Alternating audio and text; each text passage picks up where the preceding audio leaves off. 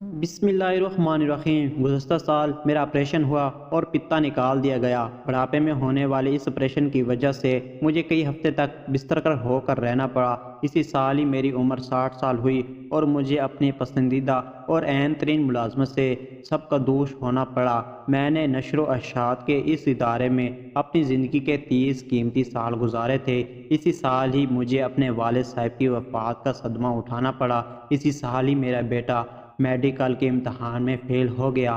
وجہ اس کی کار کا حادثہ تھا جس میں زخمی ہو کر اسے کئی ماہ تک پلستر کرا کر گھر میں رہنا پڑا۔ کار کا تباہ ہو جانا علیحدہ سے نقصان تھا۔ صفحے کے نیچے اس نے لکھا، آہ یہ کیا ہی برا سال تھا۔ مصنف کی بیوی کمرے میں داخل ہوئی تو دیکھا کہ اس کا خاوند غمزدہ چہرے کے ساتھ خاموش بیٹھا خلاؤں میں گھور رہا تھا۔ اس نے خاوند کی پشت کے پیچھے کھڑے کھڑے ہی کاغذ پر یہ سب کچھ لکھا دیکھ لیا۔ خاوند کو اس کے حال پر چھوڑ کر خاموشی سے باہر نکل گئی۔ کچھ دیر بعد واپس کمرے میں لوٹی تو اس نے ایک کاغذ تھاما رکھا تھا جس سے لا کر اس نے خاموشی سے خاوند کے لکھے کاغذ کے برابر رکھ دیا۔ خاوند نے کاغذ دیکھا تو اس پر لکھا تھا، گزشتہ سال میں آخر کار مجھے اپنے پتے کے درد سے نجات مل گئی جس سے میں سالوں کرب میں مبتلا رہا۔ میں اپنی پوری صحت مندی اور سلامتی کے ساتھ 60 سال کا ہو گیا۔